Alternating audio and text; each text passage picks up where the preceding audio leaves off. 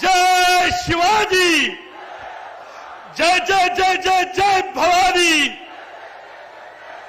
अमित जी शाह तुम आगे बढ़ो, देवेंद्र फडणवीस जी तुम आगे बढ़ो। महाराष्ट्र का नेता कैसा हो? भारतीय जनता पार्टीचा राष्ट्रीय नेते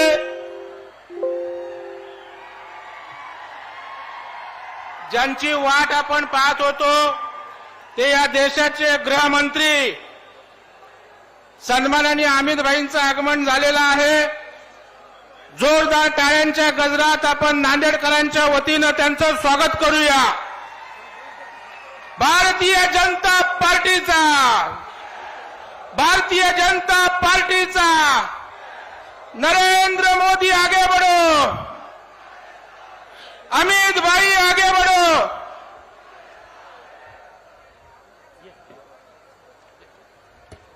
व्यासपीठावर आपले नेते देशाचे कणखर गृहमंत्री आदरणीय अमित भाईंचं आगमन झालंय।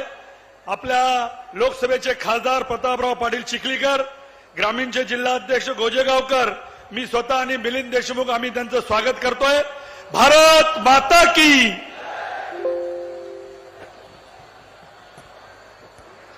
राजकारणातील चाणक्य, भारतीय जनता पार्टीचे कणखर नेते, भारताचे डॅशिंग गृहमंत्री माननीय नामदार अमितजी शाह साहेबांचे या ठिकाणी स्वागत होत आहे।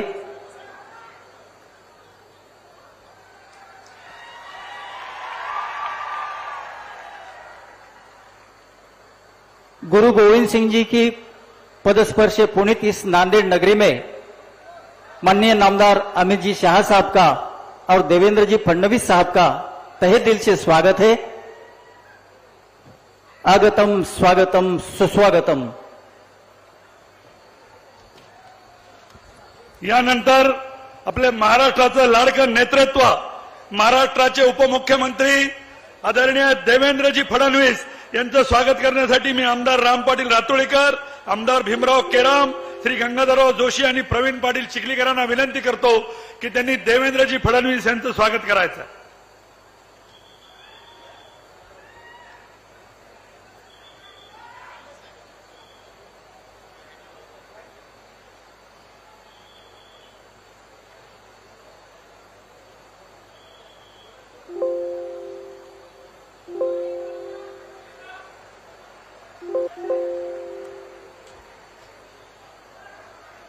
आषाढीचा महिना आहे, तेवढं आपण पांडुरंगाची मूर्ती देऊन त्यांचं स्वागत करतोय।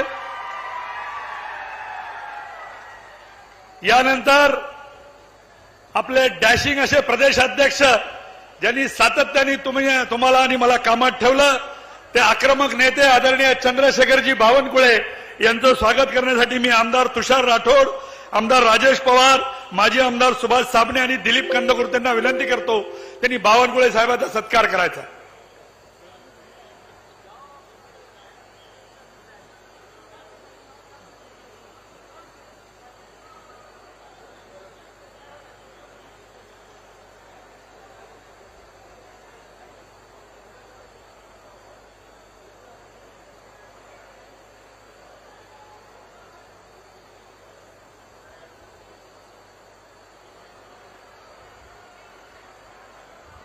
मोदी @9 पंतप्रधान नरेंद्रजी मोदी यांच्या कार्याचा 9 वर्षाचा लेखाजोखा आपण जनतेपर्यंत घेऊन जाणार आहोत।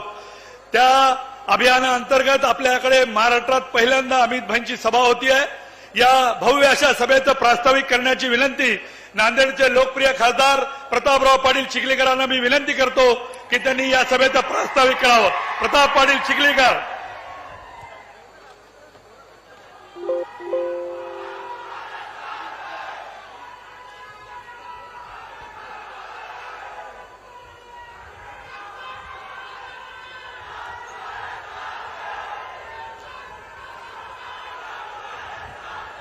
भारतीय जनता पक्षाचा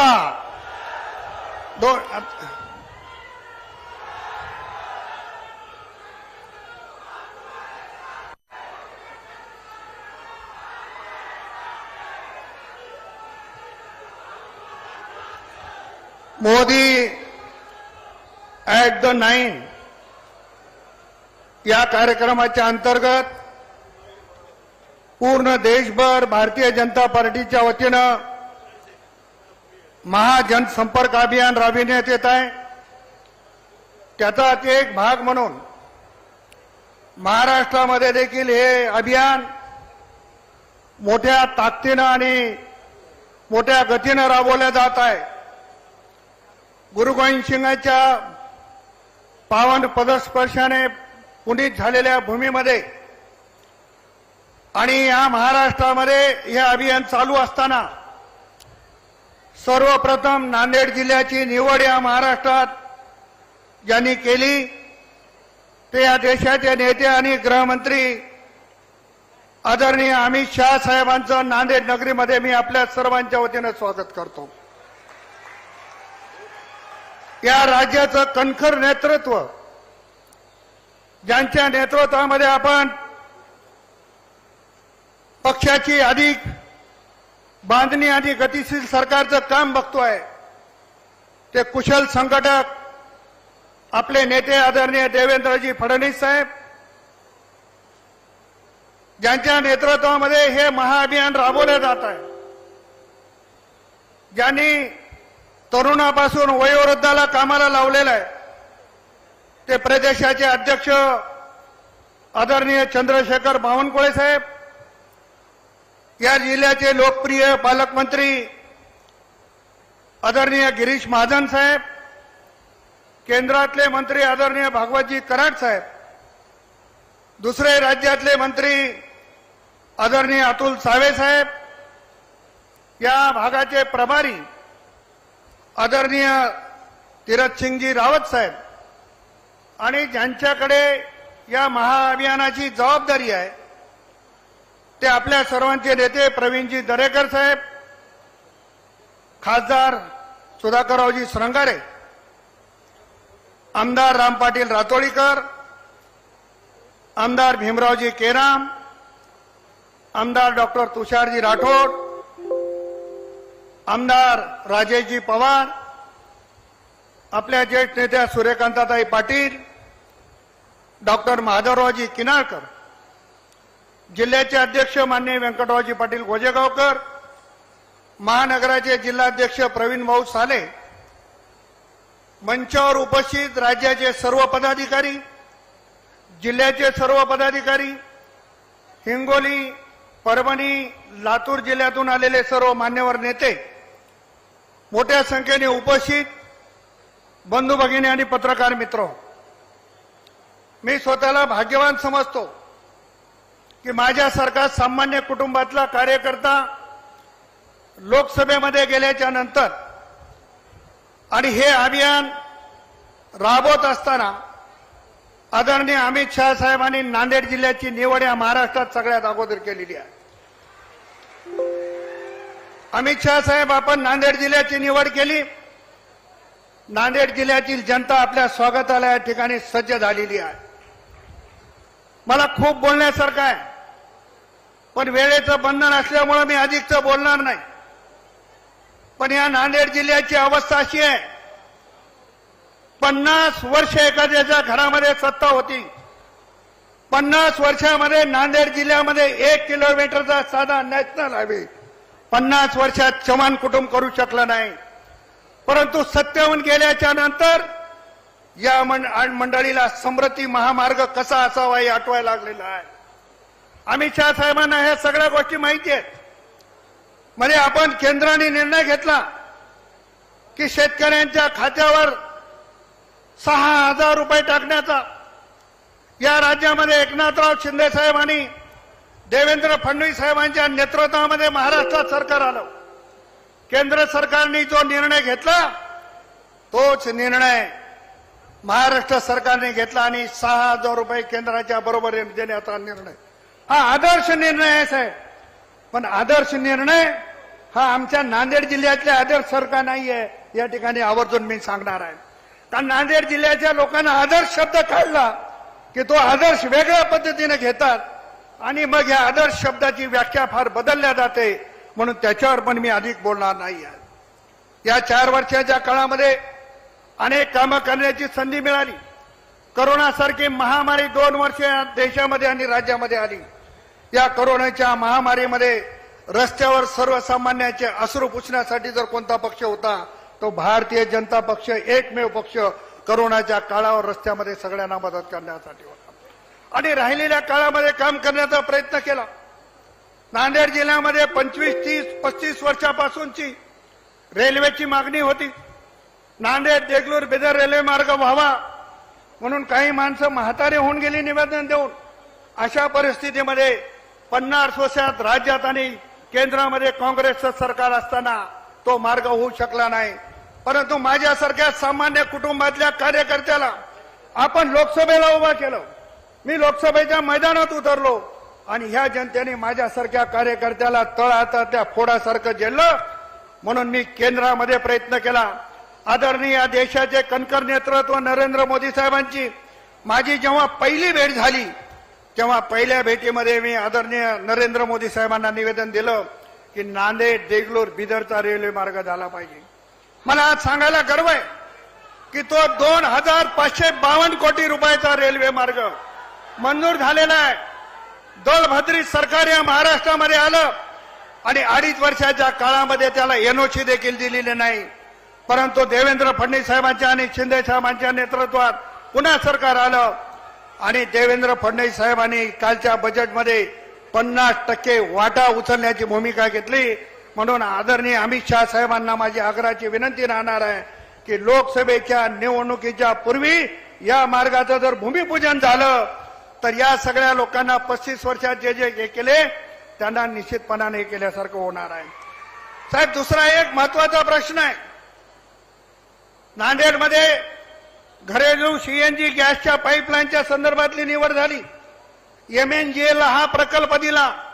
जवळपास 12,000 कोटी रुपयाची याच्यासाठी मान्यता झालेली आहे आणि एमएनजीएलनं त्याच्यासाठी सर्वे देखील केलेला आहे.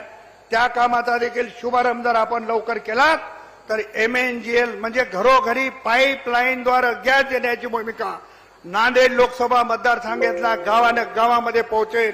अशा पद्धतीचं निश्चितपणानं काम होणार आहे. साहेब, सगळ्यांची मागणी आहे. सगळ्या देशामध्ये वंदे भारत ट्रेन सुरू होत आहेत. नांदेडला देखील वंदे भारत ट्रेन सुरू झाली पाहिजे आणि ती मुंबई, नांदेड आणि हैदराबाद पर्यंत झाली तर या मार्गावरच्या सगळ्या लोकांना त्याचा निश्चितपणानं फायदा होणार आहे. म्हणून मला खात्री आहे की मी ज्या मागण्या आपल्या समोर करतोय त्या मागण्या मार्गाला लागल्याशिवाय राहणार नाहीये. नांदेडचं विमानतळ याची अवस्था मी सांगण्यासारखी नाही. कधी सूर्यकांत पाटलाची जागा हडप करण्यासाठी, कधी कोण्या नेत्याची जागा हडप करण्यासाठी आग्रहानं त्या ठिकाणी विमानतळ करण्यात आलं आणि त्या विमानतळाचा बोजवारा झाला आणि कालच देवेंद्र फडणवीस साहेबांनी आणि मुख्यमंत्र्यांनी निर्णय घेतला की आज अमित शहा साहेबांच्या आगमनाच्या नंतर हे विमानतळ सातत्यानं सुरू राहील आणि या ठिकाणी विमानतळ शोध. करोनाच्या काळाच्या अगोदर नांदेड ते मुंबई आणि नांदेड ते दिल्ली अशा पद्धतीची सेवा सुरू होती. माझी अमित शहा साहेबांना विनंती राहणार आहे की हे शीख समाजाची दक्षिण काठी म्हणून या ठिकाणी ओळखल्या जाते आहे. म्हणून या ठिकाणी खूप मोठ्या प्रमाणावर देश विदेशातून भाविक येतात. त्या भाविकांच्यासाठी आणि आता प्रत्येकांना विमान आवश्यकता असल्या कारणानं नांदेडहून विमान सेवा सुरू झाली पाहिजे अशा पद्धतीची देखील विनंती आहे. साहेब, नांदेड जिल्ह्यामध्ये एक लेंडीचा प्रकल्प आहे. गेल्या 30-35 वर्षापूर्वी त्याचं भूमिपूजन झालं. जी माणसं सत्तेवर होती रुपया द्यायचा नाही आणि सत्ता गेल्याच्या नंतर सांगायचे की या धरणाशी माझी नाळ जुळलेली आहे, हे धरण झालं पाहिजे. हे खोटं बोलत बोलत आजपर्यंत त्यांनी आयुष्य घातलं. पण माझी आपल्याला विनंती आहे, त्यांनी खोटं बोलून आयुष्य घातलं असलं तरी भारतीय जनता पक्षाच्या काळामध्ये म्हणजे देवेंद्र फडणवीस साहेबांच्या या टर्ममध्ये या धरणाचं काम निश्चितपणानं झालं पाहिजे अशा पद्धतीची देखील माझी विनंती राहणार आहे. खूप गोष्टी बोलण्यासारख्या आहेत. 370 सारखं कलम, राम जन्मभूमी, भव्य काशी, दिव्य काशी असे कितीतरी निर्णय कणखर नेतृत्व म्हणून आपल्या काळामध्ये झालेले आहेत आणि सामान्य जनता देखील याचं स्वागत निश्चितपणानं करते आहे. एवढंच नाही तर पंढरपूरचा पांडुरंग देखील कोणाला दिसला नाही. 70 वर्षामध्ये आमच्या देहूला कुठलाही पंतप्रधान आजपर्यंतच्या इतिहास आला नाही, पण नरेंद्र मोदी साहेब देहूच्या तुकाराम महाराजाच्या दर्शनासाठी गेले आणि हजारो कोटी रुपयाचा निधी तुकाराम महाराजाच्या देहूला टाकला.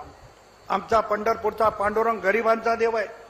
पंढरपूरच्या पांडुरंगाची आठवण कोणाला झाली नाही, परंतु केंद्राच्या माध्यमातून राज्याच्या माध्यमातून भारतीय जनता पक्षाने 4,000 कोटीचा रस्ता तयार करण्याचा निर्णय घेतला.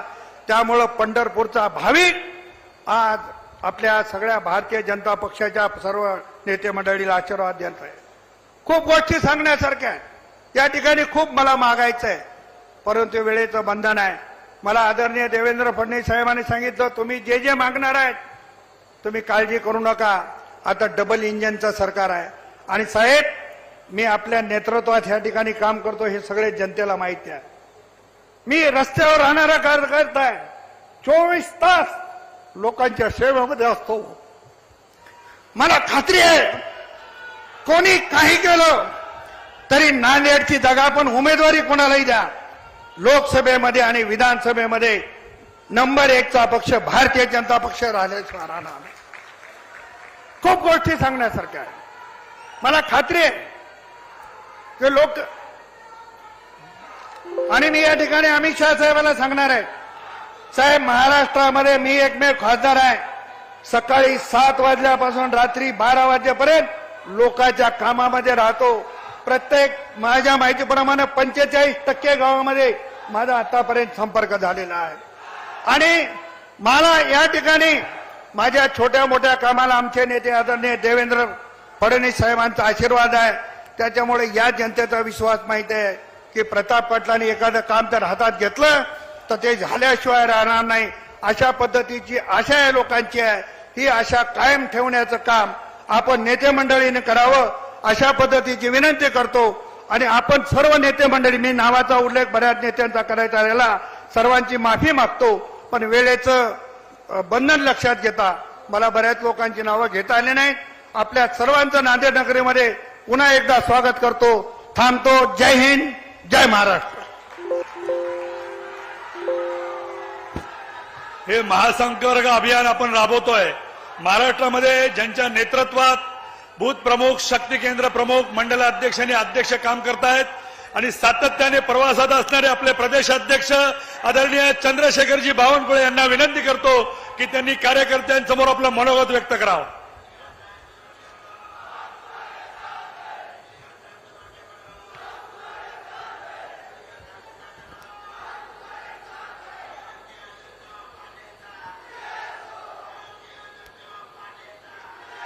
ऊर्जा देने के लिए नांदेड़ में अमित भाई आए हैं.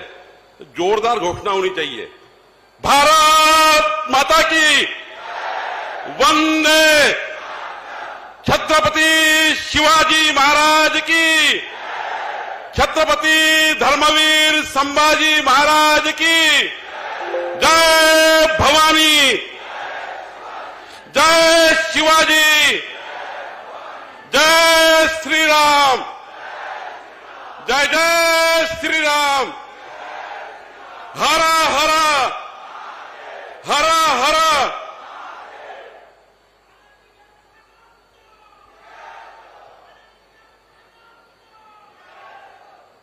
आधुनिक भारताचे लोहपुरुष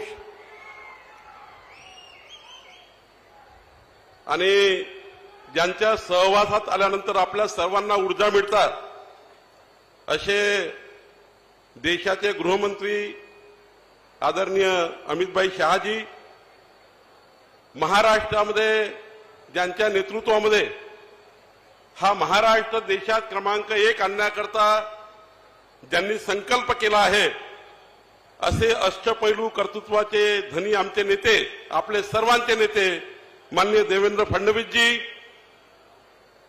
आपले लोकप्रिय खासदार प्रताप पाटील चिखलीकरजी, माननीय पालकमंत्री गिरीश महाजनजी, मंत्री अतुल सावेजी, मंत्री भागवत कराडजी, माननीय संभाजी निलंगेकरजी, माननीय प्रवीण दरेकरजी, माननीय आपले सर्व खासदार, माननीय प्रतापजी चिखलीकरजींनी, व्यासपीठावरच्या सर्व आमदार आणि सर्व खासदारची नावं घेतली आहेत. त्यामुळं आपण सर्व उपस्थित बंधू भगिनी, खरं तर आज आपण सर्व गुरु गोविंद सिंग यांच्या पवित्र पदस्पर्शाने पुनीत झालेल्या नांदेडच्या या नगरीमध्ये मी नतमस्तक होतोय. या जिल्ह्यात चक्रधर स्वामीच्या चरणी वंदन करतो. महाराष्ट्रातील शक्तीपीठ माहूरच्या आपल्या सर्वांच्या आराध्य दैवत माता रेणुकाच्या चरणी मी नतमस्तक होतो. आणि खरं तर आज माननीय अमितभाई आणि देवेंद्रजी आपल्या समोर महाजनसंपर्क अभियान हे मांडणार आहेत. आणि खरं तर आजपासून पुन्हा एकदा या जनसंपर्क अभियानाच्या माध्यमातून या महाराष्ट्रातल्या 3 कोटी घरापर्यंत पोहोचवण्याचा संकल्प आपल्याला आज या ठिकाणी आपल्याला करायचा आहे. खरं तर आपल्याला माननीय पंतप्रधान मोदीजींच्या नेतृत्वातल्या केंद्र सरकारच्या कामगिरीचं आपण पुन्हा एकदा जोरात टाळ्या वाजून आपलं अभिनंदन केलं पाहिजे. 9 साल में मोदी जी ने किया हुआ काम, इनका अभिनंदन होना चाहिए. एक बार जोरदार ताली बजा के मोदीजीच्या कामाचं अभिनंदन आपण सर्वप्रथम केलं पाहिजे. खरं तर मोदी सरकारच्या कामाबद्दल आपण नेहमीच सांगतो की मोदी सरकारच्या कामामध्ये सेवा, सुशासन आणि गरीब कल्याण हे जे आपण या ठिकाणी आपल्या पत्रकामध्ये लिहिलं आहे, आपल्या प्रत्येक बोलण्यात आपण बोलतो. खरं तर माननीय मोदीजींच्या नेतृत्वामध्ये 2014 आणि 2019 मध्ये जो जाहीरनामा माननीय अमित भाई आपने अध्यक्ष होने के समय दिया था, त्या जाहीरनामापेक्षा जास्त कामं या देशामध्ये झाली. आणि म्हणून खऱ्या अर्थाने आज या ठिकाणी आपल्याला अभिमान आहे.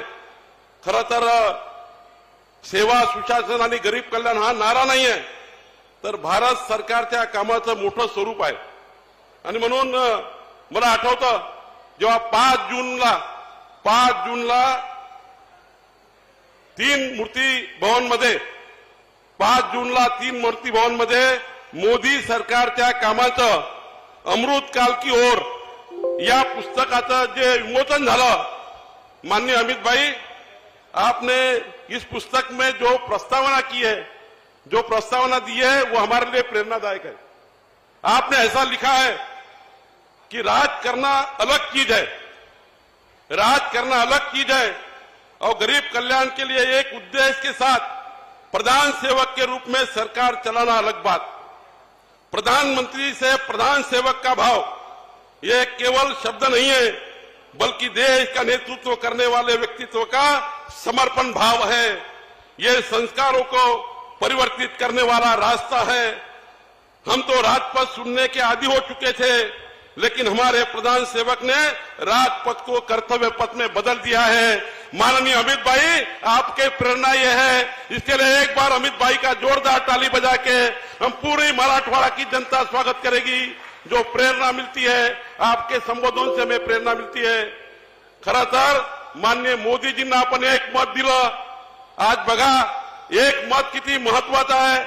त्या मतानी 65 वर्षाची परंपरा तोडली. 65 वर्षाची परंपरा होती सत्तेपासून पैसा आणि पैशापासून सत्ता, पण मोदीजींनी सत्तेपासून विकास आणि विकासापासून गरीब माणसाचं कल्याण करण्याचं आपल्याला योजना दिली. आणि व्होट बँकेचं राजकारण हे रिपोर्ट कार्ड आज माननीय अमित भाई देवेंद्रजी 9 वर्षाचा रिपोर्ट कार्ड मांडणार आहेत. देवेंद्रजी महाराष्ट्राचा मांडतील, पण आज जी परंपरा आली आहे, मत घेतल्यानंतर मत हे कर्ज असतात आणि कर्ज हे व्याजासहित काम करून परत द्यावं लागतं, जे प्रताप पाटील चिखलीकरजी या ठिकाणी मांडलं आहे. खरं तर म्हणून मी या ठिकाणी सांगितलं, सत्तेपासून समाजाच्या शेवटच्या माणसाचा विकास करण्याची योजना या ठिकाणी झाली आहे. या ठिकाणी मला एवढंच सांगायचं आहे, खूप वेळ नाही आहे, पण मोदीजींच्या नेतृत्वात 2014 मध्ये, देवेंद्रजींच्या नेतृत्वामध्ये 2014 पासून 19 मध्ये खऱ्या अर्थाने या डबल इंजिन सरकारने 40 वर्षात जेवढे कामं झाले नाही तेवढे कामं देवेंद्रजी मुख्यमंत्री असताना मोदीजींच्या नेतृत्वामध्ये, अमित भाईच्या नेतृत्वात झाले. हा महाराष्ट्र बदलला आहे, हा महाराष्ट्र बदलतोय. कधी आपण समृद्धी महामार्गाची संकल्पना केली नाही, देवेंद्रजी मांडतील. पण खरं तर आज माझ्यासारख्या छोट्या कार्यकर्त्याला वाटतं की एक कमळाचं मत किती महत्वाचं आहे, एक कमल का वोट कितना महत्वपूर्ण आहे. एक कमळाचं मत आपण तर मत कुणालाही देतो, पण एक कमळाचं मत देश बदलू शकतं, एक कमळाचं मत महाराष्ट्र बदलू शकतं. खरं तर या ठिकाणी आपल्याला दाखवलं आहे. मधल्या काळामध्ये बीच में माननीय अमित भाई हमारे यहाँ सरकार आई थी, मैंने भी 4 मुख्यमंत्री देखे, कांग्रेस ने भी 3 देखे, देवेंद्र जी के साथ तो मैंने काम किया है. लेकिन मैंने पहली बार देखा है, आपण पहिल्यांदा बघितलं महाराष्ट्राला असा मुख्यमंत्री मिळाला होता ज्यांचं नाव उद्धव ठाकरे आहे. त्यांच्या खिशामध्ये मी 2.5 वर्ष पेनच बघितला नाही असा मुख्यमंत्री महाराष्ट्राने बघितला आहे आणि असं सरकार आपण बघितलं आहे. खरं तर मला अभिमान आहे या ठिकाणी देवेंद्रजीच्या सरकारने ज्या पद्धतीने कामं केले होते ते साऱ्या कामाला बदल करण्याचं काम या मधल्या सरकारच्या काळात झालं. आणि खरं तर मला अभिमान आहे आज देवेंद्रजी एकनाथजीचं सरकार आलं आणि ज्या दिवशी 9 मार्चला माननीय देवेंद्रजींनी बजेट मांडलं, एकनाथजी देवेंद्रजीच्या सरकारने बजेट मांडलं, मी बघत होतो विरोधी पक्षाचे आमदार किंचित चेहरे करून त्या ठिकाणी बसले होते. असं बजेट माननीय देवेंद्रजींनी महाराष्ट्राला दिलं. एकदा जोरात टाळ्या वाजवून महाराष्ट्राच्या सरकारचं आपण अभिनंदन केलं पाहिजे. मला अभिमान आहे औरंगाबादला संभाजीनगर, उस्मानाबादला धाराशिव आणि परवा अहमदनगरला अहिल्यानगरचं नाव आपण जरा जोरात टाळ्या वाजवून सरकारचं कधी जीवनात हा विचार केला नव्हता. पण माननीय शरद पवार साहब ने और अजीत पवार साहब ने कहा है, मोदी माननीय अमित भाई, कि हम कभी भी संभाजीनगर नहीं कहेंगे, हम औरंगाबाद ही कहेंगे. ये शरद पवार साहब कहते हैं. और इस प्रकार की बातें इस महाराष्ट्र में हो रही है. महाराष्ट्र का राजकारण, महाराष्ट्र की राजनीति को दंगे में बदलने का काम अपोजिशन पार्टी करती है. खरं तर देवेंद्रजींनी आणि अमितभाईंनी राजेशाही थाटामध्ये चालणाऱ्या लोकांना आता रस्त्यावर आणलेलं आहे आणि पवार साहेबांचा तो पॉवरच संपला आहे. आज तर त्यांचा वर्धापन दिवस आहे. पण वर्धापन दिवस कशाचा आहे? ज्या पक्षाचं राष्ट्रीय पक्ष म्हणून मान्यता गेली त्या पक्षाचा वर्धापन दिवस आहे. आणि खरं तर परवा मला या ठिकाणी वाईट वाटतं की आता पवार साहेबांनी षड्यंत्र शुरू केले आहेत. देवेंद्र जी ना बदनाम करने के लिए, देवेंद्र जी को बदनाम करने के लिए षड्यंत्र चालू कर दिए. कभी जब सरकार के बाहर जाते हैं पवार साहेब जेव्हा जेव्हा सरकारच्या बाहेर गेले तेव्हा तेव्हा त्यांना ओबीसी दिसतो, त्यांना मराठा आरक्षण दिसतं, त्यांना धनगर समाजाचं आरक्षण दिसतं. जेव्हा जेव्हा पवार साहेब सरकारच्या बाहेर गेले तेव्हा त्यांनी आता काय चिंता व्यक्त केली तर मुस्लिम आणि ख्रिश्चनाची चिंता व्यक्त केली. आता मला चिंता वाटतंय मुस्लिमाचं काय होईल, ख्रिश्चनाचं काय होईल. अरे बाबा 5 वर्ष देवेंद्रजी तिकडे मोदीजी अमित भाई आहे, एकही मुस्लिमाचा दंगा करण्याचं काम मागच्या सरकारमध्ये झालं नाही. पण शरद पवार सरकारच्या बाहेर जाता बरोबर या महाराष्ट्राला पेटवण्याचं आणि देवेंद्रजीला बदनाम करण्याचं काम करताय. तुम्ही हे षड्यंत्र हाणून पाडणार आहे की नाही पाडणार आहे? तुम्ही षड्यंत्र हाणून पाडणार आहे की नाही? आपल्या सर्वांना षड्यंत्र करून पाडायचं आहे. आणि खरं तर मला अभिमान है माननीय अमित भाई, हमने 288 विधानसभा में और 48 लोकसभा में सारे इलेक्शन इंचार्ज हमने डिक्लेयर कर दिए और हमारे सारे बूथ तक हमारे कार्यकर्ते जा रहे. भारतीय जनता पार्टी का कार्यकर्ता छत्रपति शिवाजी महाराज के मावड़े जैसा काम कर रहा है. जिस प्रकार से छत्रपति शिवाजी महाराज के समय मावड़े काम करते थे उस समय हमारा कार्यकर्ता घर घर जा रहा है. लोकमान्य तिलक वीर सावरकर जी की भूमिका लेकर, उन भूमिका में सबको साथ लेकर घर घर जाने का, उनका विचार पहुंचाने का काम कर रहा है. और मुझे इस बात का अभिमान है कि आने वाले दिनों में हमने जो संकल्प किया है 3 करोड़ घर में जाने का, वो संकल्प भी हम पूरा करेंगे. निश्चित रूप से मैं आपको बहुत जवाबदारी से कहता हूं कि अभी अभी हमने अभियान चालू किया था. धन्यवाद मोदी जी, धन्यवाद मोदी जी के इस अभियान में जिन्होंने गरीब योजना का संकल्प लाभ लिया है, जिन्होंने गरीब योजना का लाभ लिया है. 2 करोड़ लोग मोदी जी को धन्यवाद मोदी जी करके लेटर लिखने का एक अभियान हमने चलाया। 65 लाख लोगों ने अभी तक लेटर लिखा है और मोदी जी को बधाई दी है, मोदी जी की धन्यवाद व्यक्त की है। और हमारे पूरे महाराष्ट्र में हमारा जो अभियान है, हर बूथ पर 25 युवा कार्यकर्ता जो 18 से 25 साल वाला है, जो युवा वॉरियर्स है, जो हम युवा वॉरियर्स कहते हैं, वो पूरे अभियान को लेकर घर घर जा रहा है। निश्चित रूप से 30 जून तक महाराष्ट्र के हम 3 करोड़ घर में जाने का हम निश्चित रूप से काम कर रहे हैं।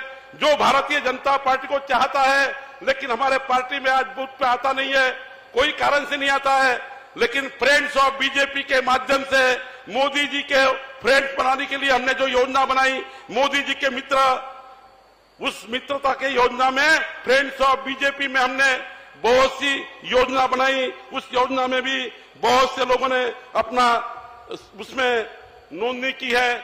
या हमारे महाराष्ट्र में बूथ सशक्तिकरण अभियान भी जोरों से चालू है और निश्चित रूप से हम वो काम पूरा करेंगे। अब तो मुझे इस बात की चिंता है, अमित भाई का दौरा जब जब लगता है तो 3 दिन पहले महाराष्ट्र में विचार मंथन होता है कि अमित भाई क्या करने वाले, और जाने के बाद 7 दिन हमारे निकल जाते हैं। आपका एक दौरा 10 दिन महाराष्ट्र में बीजेपी को आगे लेके जाता है। रही हुई बात हमारे देवेंद्र जी और एकनाथ जी कर लेते हैं। तो निश्चित रूप से मैंने आपको विनती की थी और 1 महीने में मैं विनती करता हूं माननीय अमित भाई को, आप सबकी ओर से विनती करता हूं, महीने में एक बार अमित भाई आप अगर महाराष्ट्र में आएंगे तो महाराष्ट्र में महाविकास आघाड़ी का सुपड़ा साफ हो जाएगा। निश्चित रूप से हमारी विनती आप मान्य करेंगे। इतने ही मैं यहाँ पर बात रखूंगा, मुझे पास समय नहीं है, बहुत सी बातें आपको कहनी थी, लेकिन आज महाराष्ट्र में आए हैं, 50,000 लोगों ने आपका स्वागत किया है। निश्चित रूप से आगे भी हर महीने महाराष्ट्र में आकर हमें आशीर्वाद दीजिए। हम निश्चित रूप से भारतीय जनता पार्टी का हर कार्यकर्ता देश की मोदी जी की सरकार को हर घर तक पहुंचाएगा, हर घर तक जाएगा। और 2024 में आपने हमने संकल्प दिया है, भारतीय जनता पार्टी और शिवसेना के नेतृत्व में हमारे 45+ खासदार यहाँ चुन के आना चाहिए, मेंबर ऑफ पार्लियामेंट चुन के आना चाहिए, 200+ विधायक चुन के आना चाहिए। निश्चित रूप से आपका ये संकल्प हम पूरा करने का प्रयास करेंगे। इतना ही कहकर मेरे 2 शब्द समाप्त करता हूं। बहुत बहुत धन्यवाद। आधुनिक महाराष्ट्राचे शिल्पकार 167 टीएमसी पाणी ठाणे पालघर जिल्ह्यात समुद्रात वाहून जाऊ नये, ते मराठवाड्याच्या गोदावरी नदीत पडावं म्हणून वॉटर ग्रीड तयार करणारे, समृद्धी आणि मेट्रो सारखे प्रकल्प राबवणारे, ज्यांच्यामुळे आमचा ऊर भरून येतो, ते आपले युवा नेते महाराष्ट्राचे शिल्पकार आदरणीय देवेंद्रजी फडणवीस यांना मी विनंती करतो की आपण आम्हाला संबोधित करावं। महाराष्ट्र का नेता कैसा हो,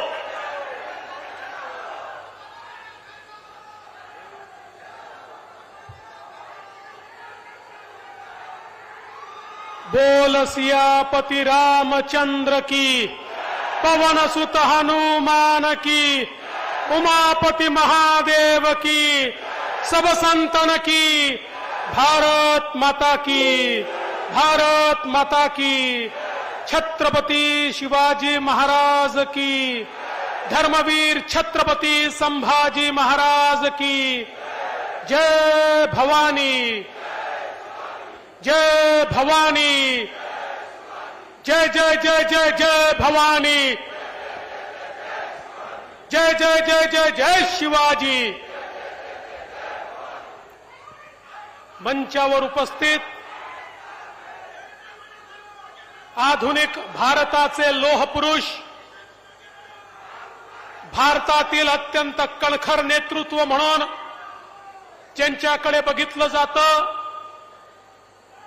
आणि आधुनिक भारतातले चाणक्य म्हणून देखील ज्यांची ओळख आहे, ते आपल्या सर्वांचे लाडके नेते माननीय अमितभाई शहाजी, आपले अध्यक्ष, जे सातत्याने महाराष्ट्रामध्ये गरगर गरगर फिरतायत आणि भारतीय जनता पक्षाला मजबूत करतायत, ते चंद्रशेखर बावनकुळेजी।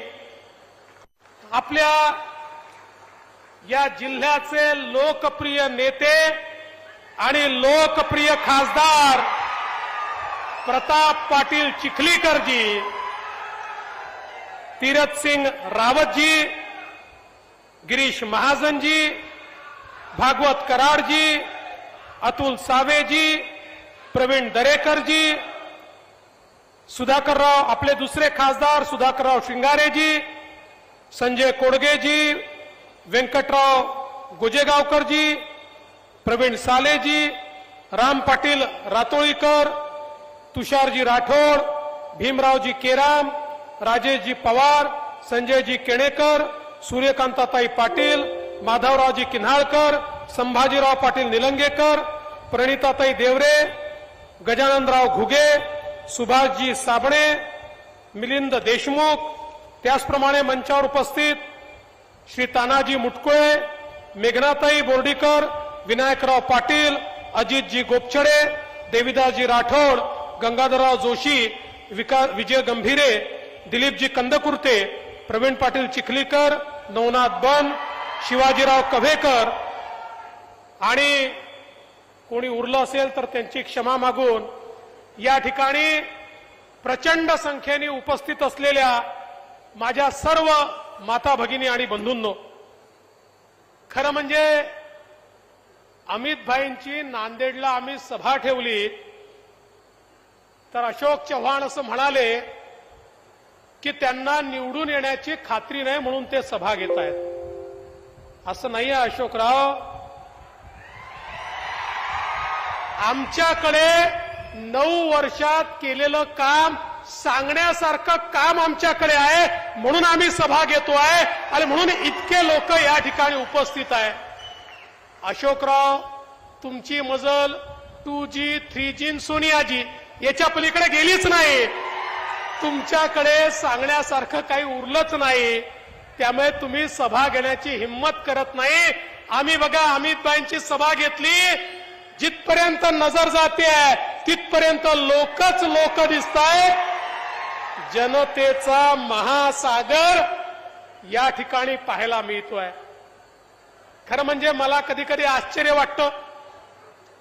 काँग्रेस पक्षाला अधूनमधून विजय मिळतो आणि तो त्यांच्या इतक्या डोक्यात जातो.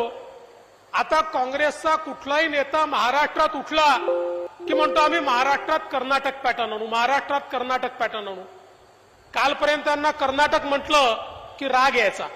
आता हे म्हणतात कर्नाटक पॅटर्न आणू. पण मी त्यांना सांगतो महाराष्ट्रात एकच पॅटर्न चालतो आणि तो आहे छत्रपती शिवाजी पॅटर्न. इथे कुठला कर्नाटक पॅटर्न चालू शकत नाही. इथे एकच पॅटर्न आहे, छत्रपती शिवरायांचा पॅटर्न. आणि तो पॅटर्न या संपूर्ण देशामध्ये कोणी आणला असेल तर तो नरेंद्र मोदीजींनी आणलाय. त्यामुळे इथे चालेल तो मोदी पॅटर्न आणि मोदी पॅटर्ननीच आपल्याला 14 मध्ये विजय दिला, 19 मध्ये विजय दिला आणि 24 मध्ये महाविजयाची तयारी ही या ठिकाणी आपण सुरू केलेली आहे. पण मला मजा येते, निवडणुका जवळ आल्या की पवार साहेबांचे स्टेटमेंट चालू होतात. आणि मी तुम्हाला सांगतो, तुमच्यापैकी कोणी इंटरनेटवर जाऊन काढा किंवा जुने पेपर काढा. 14च्या निवडणुकीपूर्वी पवार साहेब तेच बोलले, 19च्या निवडणुकीपूर्वी पवार साहेब तेच बोलले, विधानसभेपूर्वी पवार साहेब तेच बोलले. निवडणुका आल्या की हे सांगतात मोदींची लाट नाही आहे, आता ती लाट खाली चालली आहे, आता सगळे विरोधात गेले आहे, आता सगळीकडे आम्हीच निवडून येणार आहे असं सांगतात. आणि हे पुन्हा उघडे पडतात आणि मोदीजीच या ठिकाणी निवडून येतात.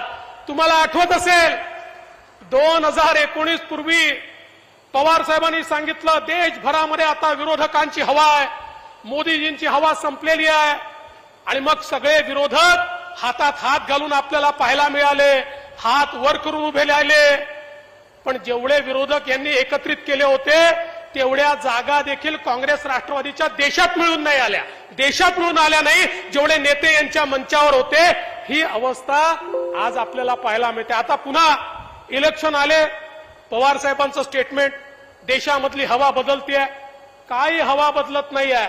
हा देश कालही मोदीजींच्या मागे होता, आजही मोदीजींच्या मागे आहे आणि उद्याही मोदीजींच्याच मागे राहील. आणि महाराष्ट्र आमची कॉम्पिटिशन आहे, उत्तर प्रदेशची आमची कॉम्पिटिशन आहे, गुजरातची कशाची, कोण मोदीजींना जास्त जागा देतो याची. आम्ही 14 मध्ये 42 दिल्या, आम्ही 19 मध्ये 41 दिल्या आणि आता पुन्हा शिवसेना भाजप युती 42 पेक्षा जास्त जागा या महाराष्ट्रामध्ये 2024 साली देईल. कारण मराठी माणसाचं प्रेम हे छत्रपती शिवाजी महाराजांवर आहे, ते राष्ट्रवादावर आहे आणि राष्ट्रवादाचं प्रतीक असलेल्या मोदीजींवर त्यांचं प्रेम आहे. त्यामुळे संपूर्ण समाज आपल्या पाठीशी उभा आहे. खरं तर मोदीजींनी 9 वर्षामध्ये देश कसा बदलला आमचे अमित भाई या ठिकाणी सांगतील. पण मोदीजींच्या योजनांचा महाराष्ट्राला काय लाभ झाला. 1960 साली महाराष्ट्राची निर्मिती झाली. 1947 ला आमचा देश या ठिकाणी स्वतंत्र झाला. पण बंधू भगिनींनो, तरी देखील देशामध्ये परिस्थिती काय होती. मोदीजी येतपर्यंत अनेक लोक बेघर होते, अनेक लोकांकडे शौचालय देखील नव्हतं, अनेक लोकांची अवस्था गरिबी रेषेच्या खाली होती. मोदीजींनी महाराष्ट्रामध्ये 25 लाख कुटुंबांना प्रधानमंत्री मोदी आवासचं घर दिलं. आज मोदीजींमुळे 1.25 कोटी लोक आपल्या स्वतःच्या घरात या महाराष्ट्रामध्ये राहत आहेत. आयुष्यमान भारतमध्ये 71 लाख गरिबांना त्या ठिकाणी उपचाराची सेवा दिली. कोविडमध्ये महाराष्ट्रातल्या 17 कोटी आमच्या 12 कोटी लोकांना 17 कोटी लसी टोचण्याचं काम आणि मोफत कोविडची लस देण्याचं काम हे माननीय मोदीजींनी केलं. किसान सन्मान योजनेमध्ये 1,10,00,000 शेतकऱ्यांना त्यांच्या खात्यामध्ये पैसे दिले.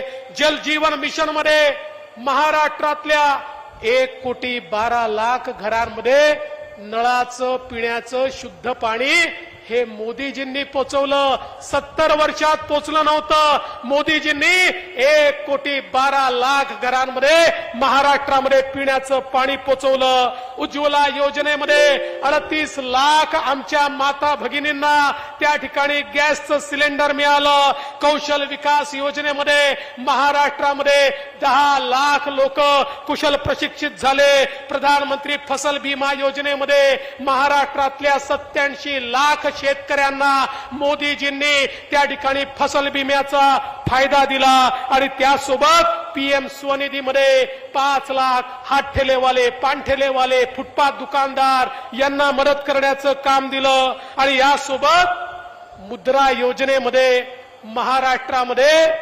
41 लाख युवांना रोजगार मिळाला. 41 लाख लोकांना मुद्रा योजनेचं लोन हे महाराष्ट्रात मिळालं आणि यापैकी 50% महिला आहेत. हे महाराष्ट्राने या ठिकाणी मुद्रा योजनेचा रेकॉर्ड या ठिकाणी करून दाखवला.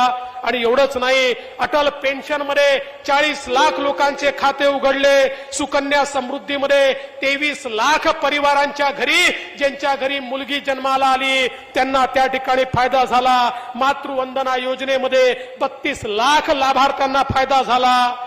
आणि एकूण जर आपण बघितलं तर या महाराष्ट्रामध्ये मोदीजींच्या सरकारच्या माध्यमातून 4 लाख कोटी रुपयाचे इन्फ्रास्ट्रक्चरचे प्रोजेक्ट चालले आहेत.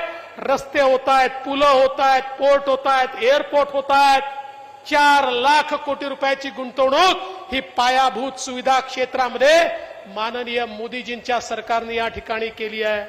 त्यामुळे 9 वर्षामध्ये महाराष्ट्रातल्या गरीबाला, महाराष्ट्रातल्या मध्यमवर्गीयाला, सामान्य मराठी माणसाला त्या ठिकाणी मोदीजींच्या माध्यमातून जो विकास दिसलाय तो आपण सगळ्यांनी अनुभवलाय. आणि त्यासोबत तुमच्या आशीर्वादाने पुन्हा एकदा डबल इंजिनचं सरकार आलंय. मागच्या 14 ते 19चं सरकार तुम्ही बघितलं.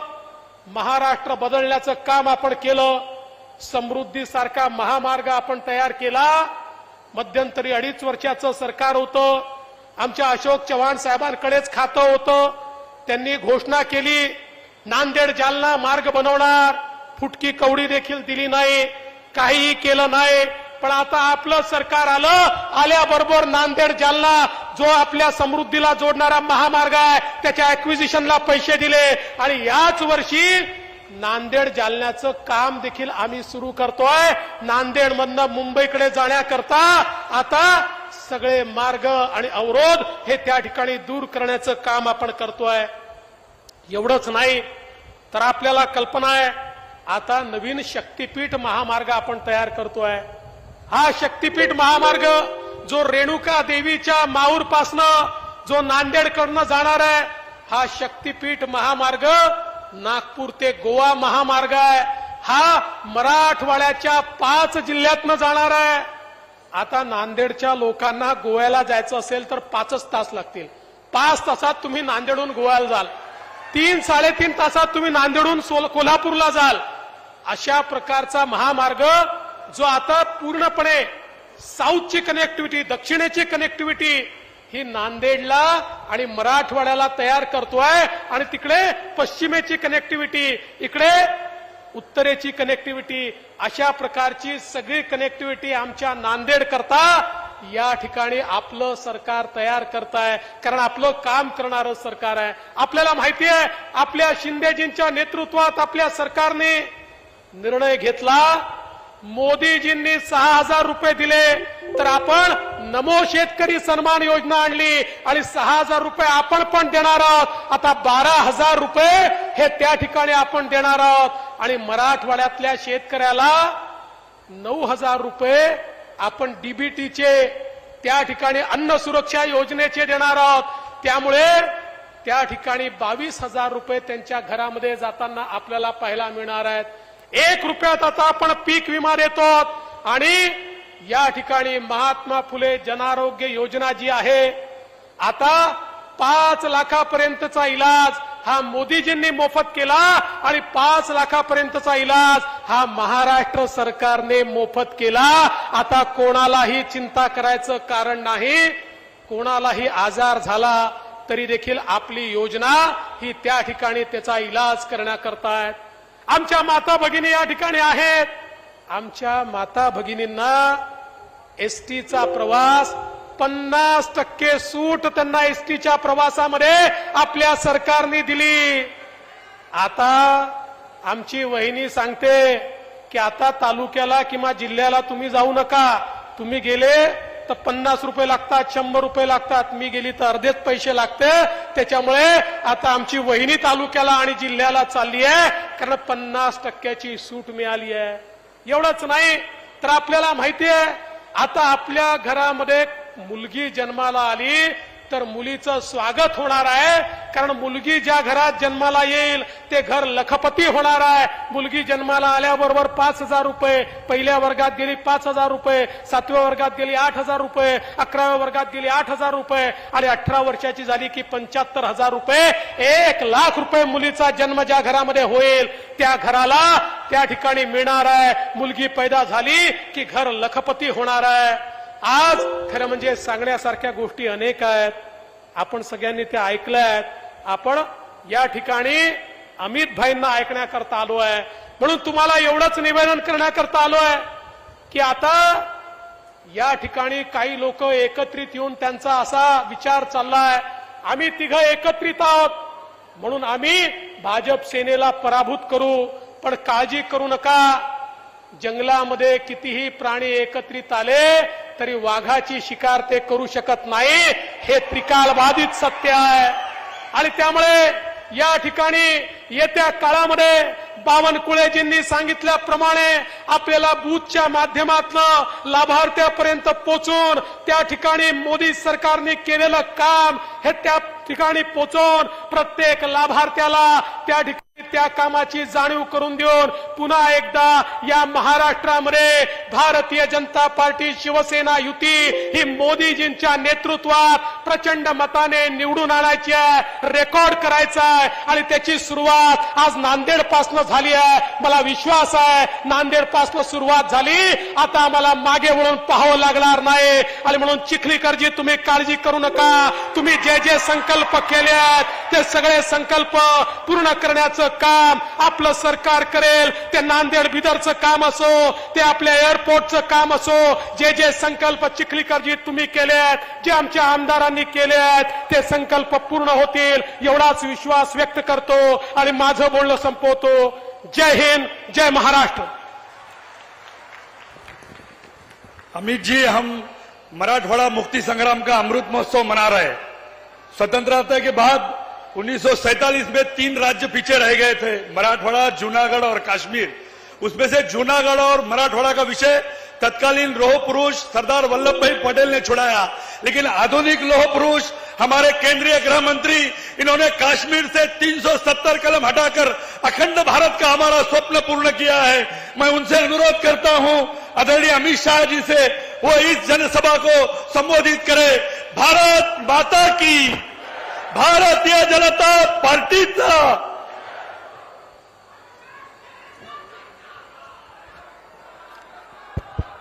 मेरे साथ बोलिए, भारत माता की. क्यों भाई, नांदेड़ वालों की आवाज को क्या हो गया है? देवेंद्र जी ने लक्ष्य रखा है 45 सीटों का. ऐसी आवाज से नहीं आती है भाई. मेरे साथ दोनों हाथ उठाइए, उठाइए दोनों हाथ. 45 सीटों के विजय के संकल्प की मुट्ठी बींचिए और प्रचंड आवाज से बोलिए, भारत माता की, भारत माता की, भारत माता की. ये मीडिया वाले जरा सेट कर नीचे बैठ जाओ. बहुत टाइम के बाद मैं नांदेड़ आया हूं भाई. जरा सेट कर बैठ जाओ भैया प्लीज. अरे बैठ भी जाओ यार.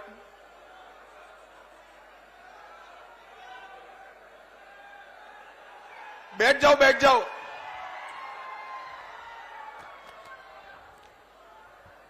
मंच पर उपस्थित महाराष्ट्र के दिग्गज नेता, जिन्होंने अपने मुख्यमंत्रित्व के काल में महाराष्ट्र को देश में एक नंबर पर लाने के लिए बहुत बड़ा प्रयास किया, ऐसे हमारे नेता श्री देवेंद्र फडणवीस जी, महाराष्ट्र भारतीय जनता पार्टी के अध्यक्ष भाई चंद्रशेखर बावनकुळे जी, श्री भगवतराव कराड़ जी, आज जिनके निमंत्रण पर मैं आया हूं, ऐसे प्रतापराव पाटिल चिखलीकर जी, श्री सुधाकर राव श्रृंगारे जी, अतुल सावे जी, गिरीश महाजन जी, हमारे पूर्व मुख्यमंत्री उत्तराखंड तीरथ सिंह रावत जी, विधान परिषद के सदस्य प्रवीण देरेकर जी, उपस्थित सभी आमदार, खासदार महोदय, और आज नांदेड़ की इस विशाल जनसभा में मोदी जी के समर्थन के लिए आए हुए प्यारे भाइयों, बहनों, माताओं और मेरे जिगर के टुकड़े जैसे युवा मित्रों, सबसे पहले मेरे साथ शिवाजी महाराज के नाम का जयकारा लगाएंगे. बोलिए मेरे साथ, जय जय जय जय जय भवानी, जय जय जय जय जय शिवाजी. मित्रों, आज जब मैं नांदेड़ की इस पवित्र भूमि पर आया हूं, महाराज छत्रपति महाराज शिव छत्रपति का राज्याभिषेक का 350वां वर्ष है. मैं शिव छत्रपति को मनपूर्वक प्रणाम कर मेरी बात की शुरुआत करना चाहता हूं. ये नांदेड़ की भूमि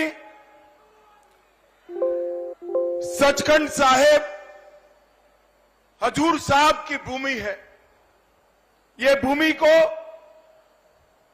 दसम पिता गुरु गोविंद सिंह जी ने मन खोलकर आशीर्वाद दिया है, और यही भूमि से परदेशी ताकतों के खिलाफ अपने जीवन के अंतिम सांस तक लड़ाई न छोड़ने का संदेश गुरु गोविंद सिंह जी ने दिया है। मैं उनकी पुण्य स्मृति को प्रणाम कर कर मेरी बात की शुरुआत करना चाहता हूं। मित्रों, आज जब मैं नांदेड़ में मराठावाड़ा में आया हूं, तब ये मराठावाड़ा का प्रांत हैदराबाद प्रांत का हिस्सा था। देश तो 15 अगस्त 1947 को आजाद हो गया, मगर नांदेड़ और पूरे मराठावाड़ में, बीदर में, हैदराबाद में देश को आजादी नहीं मिली। वहां के जुल्मी शासक ने ढेर सारे यातनाएं की। स्वामी रामानंद तीर्थ के नेतृत्व में इसके खिलाफ आंदोलन हुआ और भारत के लौह पुरुष सरदार वल्लभ भाई पटेल ने पुलिस एक्शन लेकर 17 सितंबर 48 को हमारे इस मराठावाड़ को आजाद करने का काम किया था। आज मैं सरदार पटेल जी को भी प्रणाम कर कर मेरी बात की शुरुआत करना चाहता हूं। भैया आप लोग प्लीज बैठ जाइए ना नीचे, मैं यहीं रहकर बोलने वाला हूं। प्लीज थोड़ा कम जगह हो तो भी बैठ जाइए। वो लाल शर्ट वाले भाई जरा प्लीज बैठ जाइए। मित्रों, आज भारतीय जनता पार्टी की सरकार, एनडीए की सरकार और मोदी जी के नेतृत्व वाली सरकार के 9 साल पूरे हुए हैं। मैं भारतीय जनता पार्टी की ओर से नांदेड़ और समग्र महाराष्ट्र की जनता का धन्यवाद करने आया हूं। बहुत बहुत धन्यवाद महाराष्ट्र की जनता ने, क्योंकि 14 और 19 दोनों चुनाव में महाराष्ट्र की जनता ने मन खोलकर मोदी जी को वोट देने का काम किया। मन खोलकर यहां से खासदार भेजे और इसी का परिणाम था कि मोदी जी 2/3 बहुमत के साथ, पूर्ण बहुमत के साथ सरकार बनाए और 9 साल तक देश पर विकास क्या होता है इसका परिचय कराया। मोदी जी के 9 साल, ये 9 वर्ष भारत गौरव के 9 वर्ष। मोदी जी के 9 वर्ष भारत के विकास के, उत्कर्ष के 9 वर्ष। मोदी जी के 9 वर्ष गरीब कल्याण के 9 वर्ष। मोदी जी के 9 वर्ष भारत को सुरक्षित करने के 9 वर्ष है। और मित्रों, 10 साल के सोनिया मनमोहन के शासन के बाद जब मोदी सरकार आई, तब सभी क्षेत्रों में आमूलचूल परिवर्तन किया। मैं आज महाराष्ट्र की जनता को याद कराने आया हूं। याद करिए सोनिया मनमोहन सरकार, जिसमें शरद पवार साहब भी थे। ये 10 साल सबसे भ्रष्ट सरकार चली। 12 लाख करोड़ के घपले, घोटाले, भ्रष्टाचार करने वाली सरकार यूपीए की सरकार थी।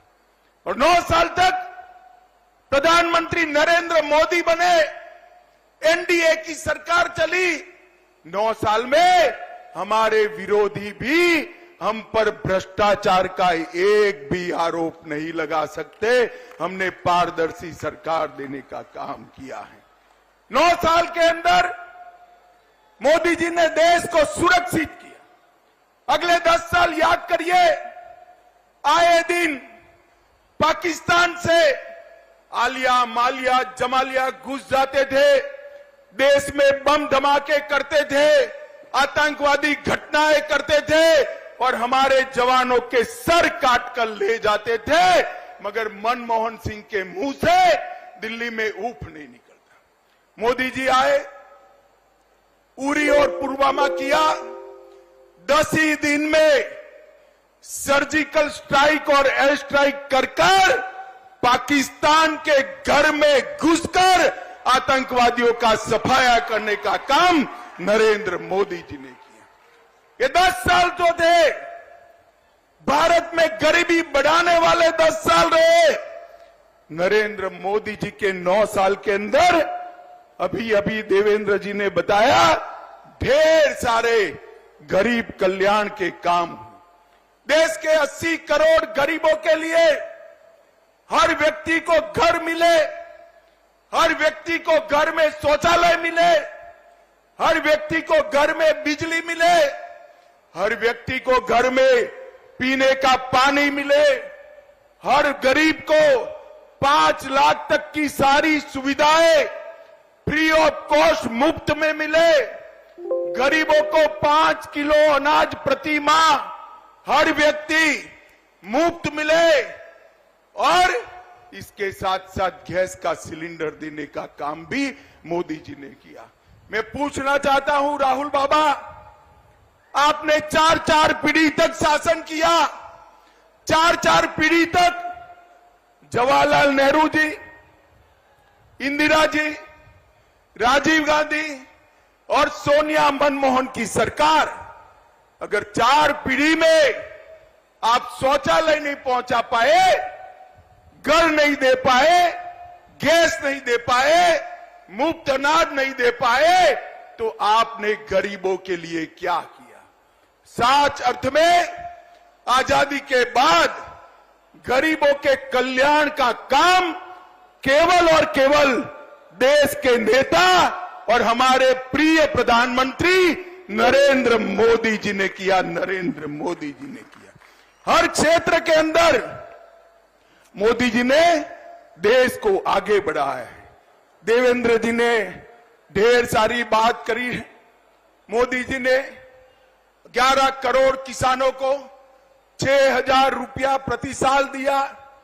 देवेंद्र जी ने और एकनाथ शिंदे ने उसमें 6,000 रुपया और जोड़ा और देवेंद्र जी ने यहां पर जलयुक्त शिवार योजना को भी चालू करने का काम किया। भाइयों बहनों, आज मैं आपको पूछने आया हूं, इतने सालों तक कांग्रेस की सरकार थी। हमारे संविधान निर्माताओं ने एक धारा 370 में एक प्रोविजन जोड़ा था कि ये टेम्पररी है, मगर इसको हटाने की किसी की हिम्मत नहीं थी। मुझे नांदेड़ वाले बताए धारा 370 हटनी चाहिए या नहीं हटनी चाहिए? जोर से बोले, हटनी चाहिए या नहीं हटनी चाहिए? एक कांग्रेस, एनसीपी, सपा, बसपा, ममता कोई हटाना नहीं चाहता था, वोट बैंक की लालच करते थे। नरेंद्र मोदी दूसरी बार प्रधानमंत्री बने। मोदी जी ने 5 अगस्त को कलम के एक झटके से धारा 370 को समाप्त कर कश्मीर को हमें के साल ये भारत का हिस्सा बना दिया। और राहुल बाबा, शरद पवार, सभी लोग विरोध कर रहे थे, कहते थे आसाम में, कश्मीर में खून की नदियां बह जाएगी। राहुल बाबा, खून की नदी छोड़ो, किसी की कंकर चलाने की भी हिम्मत नहीं हुई है, कंकर चलाने की। ये नरेंद्र मोदी सरकार है। माताओं, भाइयों, बहनों, मुझे बताओ, अयोध्या में प्रभु श्री राम का मंदिर बनना चाहिए या नहीं बनना चाहिए? अरे जोर से बोलो, बनना चाहिए या नहीं बनना चाहिए? काशी विश्वनाथ कॉरिडोर बनना चाहिए या नहीं बनना चाहिए? सोमनाथ का मंदिर फिर से सोने का बनना चाहिए या नहीं बनना चाहिए? कांग्रेस के शासन में कुछ नहीं होता था। नरेंद्र मोदी जी ने बाबर ने तोड़ा हुआ वो राम मंदिर फिर से पुनः प्रस्तापित किया। ये राहुल बाबा, मैं भाजपा का अध्यक्ष था, मुझे ताने लगाते थे कि भाजपा वाले कहते हैं मंदिर बनाएंगे मगर तिथि नहीं बताते हैं। मैं आज नांदेड़ वालों को बताना चाहता हूं, नांदेड़ वालों, 2024 में वही अयोध्या की वही भूमि पर भव्य गगनचुंबी राम मंदिर बनकर तैयार हो गया। नरेंद्र मोदी जी ने देश की संस्कृति और देश के इतिहास का सम्मान करने का काम किया है। नरेंद्र मोदी जी ने दुनिया में देश को गौरव दिलाने का काम किया है। आज देश भर में मोदी जी जहां जाते हैं वहां मोदी मोदी मोदी मोदी मोदी मोदी के नारे लगते हैं। और मित्रों, मैं आपको बताता हूं, ये मोदी मोदी के नारे युवाओं नरेंद्र मोदी जी का सम्मान नहीं है, ये मोदी मोदी के नारे मेरी नांदेड़ और महाराष्ट्र की जनता का सम्मान है, क्योंकि देश के प्रधानमंत्री। एक और मोदी जी को दुनिया में सम्मान मिल रहा है और दूसरी ओर कांग्रेस के शाहजादे राहुल बाबा विदेश जाकर देश का अपमान करने का काम करते हैं। अरे राहुल बाबा विदेश में जाकर देश की राजनीति की बात, विरोध की बात नहीं करते। ये सालों से परिपाटी है, आपको मालूम न हो तो तनिक सीनियर कांग्रेसियों को पूछ लीजिए। और राहुल बाबा यहां नहीं बोलते, विदेश जाकर बोलते हैं, क्योंकि देश में उनको सुनने वाले बहुत कम बच गए हैं, इसलिए वो विदेश जाकर बोलते हैं। माताओं, भाइयों, बहनों, हर क्षेत्र के अंदर भारतीय जनता पार्टी ने विकास किया है और यहां पर मैं खास महाराष्ट्र में आज आया हूं। अभी अभी देवेंद्र जी और एकनाथ शिंदे की सरकार बनी, भाजपा शिवसेना की सरकार बनी, धनुष बाण भी शिवसेना को वापिस मिल गया और तय हो गया कि कौन सी शिवसेना असली है। आज मैं महाराष्ट्र की जनता को बताना आया हूं, मैं पार्टी का अध्यक्ष था, मैं और देवेंद्र जी नेगोशिएशन करने गए थे। उद्धव ठाकरे ने स्वीकार किया था कि बहुमत एनडीए को मिलता है तो देवेंद्र फडणवीस भाजपा के मुख्यमंत्री होंगे, महाराष्ट्र के मुख्यमंत्री। और जब परिणाम आ गया, एनडीए जीत गई, तो उन्होंने वादा तोड़ा और सत्ता के लिए कांग्रेस एनसीपी की गोदी में बैठ गए। मैं आज यहां से उद्धव ठाकरे को पूछना चाहता हूं, उद्धव जी, हिम्मत है तो अपनी नीति स्पष्ट करो। ट्रिपल तलाक हटाया, उससे आप सहमत हो या नहीं हो? मैं नांदेड़ वालों को पूछना चाहता हूं, ट्रिपल तलाक हटाया, इससे आप सहमत है या नहीं है? उद्धव जी, आप नीति स्पष्ट करो। राम मंदिर बन रहा है, उससे आप सहमत हो या नहीं हो? मैं पूछना चाहता हूं नांदेड़ वालों को, राम जन्मभूमि पर मंदिर बनना चाहिए या नहीं बनना चाहिए? मैं उद्धव जी को पूछना चाहता हूं, भाजपा की कई सरकारें कॉमन सिविल कोड लाने की बात कर रही है। आप अपनी नीति स्पष्ट करो कि आप कॉमन सिविल कोड चाहते हो या नहीं चाहते हो। मैं नांदेड़ वाले को पूछना चाहता हूं, कॉमन सिविल कोड लाना चाहिए या नहीं लाना चाहिए? जोर से बोले, लाना चाहिए या नहीं लाना चाहिए? मैं उद्धव जी को पूछना चाहता हूं कि भारतीय जनता पार्टी, मुस्लिम आरक्षण नहीं होना चाहिए, ये हमारी मान्यता है। मुस्लिम आरक्षण संविधान सहमत नहीं है, धर्म के आधार पर आरक्षण नहीं हो सकता है। उद्धव ठाकरे महाराष्ट्र की जनता को बताए कि मुस्लिम आरक्षण होना चाहिए या नहीं होना चाहिए। मैं नांदेड़ वालों को पूछना चाहता हूं, मुस्लिम आरक्षण जाना चाहिए या नहीं जाना चाहिए? जोर से बोलो, जाना चाहिए या नहीं जाना चाहिए? मैं उद्धव ठाकरे को पूछना चाहता हूं, कर्नाटक में जिनके आप साथी हो, उनकी सरकार बनी, वो वीर सावरकर को इतिहास से के पुस्तक से मिटाना चाहती है। क्या आप सहमत हो? मैं नांदेड़ की जनता को पूछना था, वीर सावरकर का सम्मान, ये महान देशभक्त आदि बलिदानी आदमी का सम्मान, वीर सावरकर जैसे स्वतंत्र सेनानी का सम्मान होना चाहिए या नहीं होना चाहिए? जोर से बोलिए, होना चाहिए या नहीं होना चाहिए?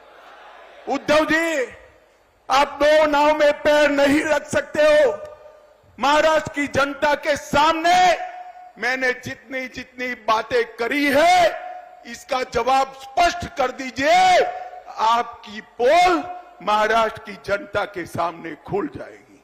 माताओं, भाइयों, बहनों, उद्धव जी कहते हैं कि हमने इनकी सरकार तोड़ी। हमने नहीं तोड़ी है उद्धव जी। शिव सैनिक आपकी शिवसेना की नीति विरोधी बातों से तंग आकर शरद पवार जी की पार्टी से रहने के लिए तैयार नहीं था। उन लोगों ने आपकी पार्टी छोड़ी और आपकी सरकार टूटी। दगा करने का काम, धोखा देने का काम उद्धव ठाकरे ने किया था। मोदी जी के नेतृत्व में, देवेंद्र फडणवीस के नेतृत्व में चुनाव लड़े और मुख्यमंत्री बनने के लिए वो कांग्रेस की गोदी में जाकर बैठ गए थे। माताओं, भाइयों, बहनों, ये 24 का जो चुनाव आना है, ये चुनाव जो आएगा, इसमें आपने फैसला करना है किस देश का प्रधानमंत्री कौन बने, मोदी जी बने या राहुल गांधी बने। जोर से बोले, कौन बने? और जोर से बोलो, कौन बने? और जोर से बोलो, कौन बने? उद्धव जी, आवाज सुनाई पड़ती है तो सुन लीजिए। आप वहां रहकर औरंगाबाद का नाम बदलने का समर्थन नहीं कर सकते, उस्मानाबाद का नाम बदलने का समर्थन नहीं कर सकते और अहमदनगर का नाम बदलने का भी समर्थन नहीं कर सकते हो। आपने महाराष्ट्र की जनता के सामने आपका स्टैंड स्पष्ट कर देना चाहिए। माताओं, भाइयों, बहनों, मोदी जी ने शिक्षा के क्षेत्र में 7 नए ITI खोले, 7 नए IIM खोले, 15 नए एम्स खोले और 390 यूनिवर्सिटी और 700 मेडिकल कॉलेज खोलने का काम भारतीय जनता पार्टी की नरेंद्र मोदी सरकार ने। एक और 65 साल का काम और एक और मोदी जी के 9 साल का काम। पिछले 9 वर्षों में नेशनल हाईवे में 54,000 किलोमीटर जोड़ने का काम मोदी जी ने किया था। मनमोहन सिंह जी 5 शहरों में मेट्रो छोड़कर गए थे, आज 20 शहरों में हो गई। 17 नई वंदे भारत ट्रेन शुरू हो चुकी है। यहां नांदेड़ साहब है, प्रताप राव ने कहा है वंदे भारत शुरू करना, मैं जाकर जरूर रेल मंत्री से बात करूंगा। 74 नए हवाई अड्डे खोलने का काम मोदी जी ने किया है। 11 करोड़ किसानों को किसान सम्मान निधि, जल जीवन मिशन 1.5 करोड़ घरों में पहुंच चुका है। लगभग 60 करोड़ लोगों को आयुष्मान भारत योजना, लगभग 11 करोड़ शौचालय, 60 करोड़ लोगों को मुफ्त अन्न और देश में 13 करोड़ लोगों को नए गैस के सिलेंडर देने का काम भारतीय जनता पार्टी की सरकार ने किया है। माताओं, भाइयों, बहनों, स्टार्टअप की बात हो, अंतरिक्ष के लिए नई नीति बनाने की बात हो, व्यापार बढ़ाना हो, दुनिया में से उद्योग यहां लाना हो, नौकरियों के मौके बढ़ाने हो, हर क्षेत्र में मोदी जी ने जो कांग्रेस 4 पीढ़ी में नहीं कर पाई वो नरेंद्र मोदी जी ने किया है। और सबसे बड़ा काम किया है, मोदी जी ने हमारे भारत को दुनिया में सम्मान दिलाने का काम किया है। सम्मान दुनिया भर के राष्ट्राध्यक्ष, कोई मोदी को बॉस कहता है, कोई पैर छूता है, कोई ऑटोग्राफ मांगता है, कोई उनका समय मांगता है। ये सम्मान भारत को मोदी जी ने दिलाया है। भारत का परचम समग्र दुनिया में लहराने का काम नरेंद्र मोदी जी ने किया है। और अंत में मैं एक बात कहना चाहता हूं, भाइयों बहनों, बताओ ये हजारों की संख्या में बैठे हुए लोग, 50,000 से ज्यादा जनमेदनी है। मुझे बताओ, सबका कोविड का टीका, कोविड का वैक्सीन का दोनों डोज हो गया है या नहीं हो गया है? हाथ ऊपर करिए, हो गया है या नहीं हो गया है? एक पैसा देना पड़ा है क्या? एक पैसा देना पड़ा है? मोदी जी ने कॉफी पिलाकर सबको वैक्सीन दे दिया, और दूसरी ओर उद्धव जी ऑफिस भी नहीं जाते थे, और राहुल बाबा कहते थे तो मोदी वैक्सीन है, मत लो। जब देखा कि सब लेने लगे तो रात के अंधेरे में जाकर खुद उन्होंने टीका लगा दिया। मोदी जी ने 230 करोड़ वैक्सीन के डोज देकर भारत की जनता को कोविड से सुरक्षित करने का काम देश के प्रधानमंत्री नरेंद्र मोदी जी ने किया है। भाइयों बहनों, मुझे बताओ, 24 के चुनाव को 1 साल बचा है, आप क्या चाहते हैं? मोदी जी की सरकार फिर से चाहते हैं क्या? अरे जोर से बोलो, चाहते हैं क्या? नांदेड़ से कमल खिलाकर मोदी जी के पास भेजेंगे क्या? महाराष्ट्र में 45 से ज्यादा सीटें जीतेंगे क्या? नरेंद्र मोदी जी को फिर से प्रधानमंत्री बनाएंगे क्या? तो मेरे साथ दोनों हाथ उठाइए, उठाइए दोनों हाथ और बोलिए, जय जय जय जय जय शिवाजी, जय जय जय जय जय भवानी, भारत माता की, भारत माता की, भारत माता की, वंदे।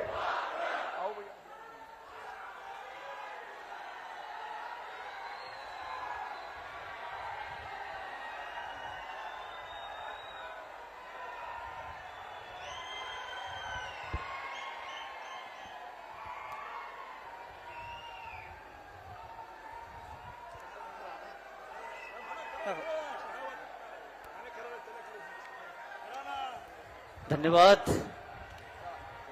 माननीय नामदार अमितजी शाह साहेब, आपण आम्हाला सविस्तर असं मार्गदर्शन केलास।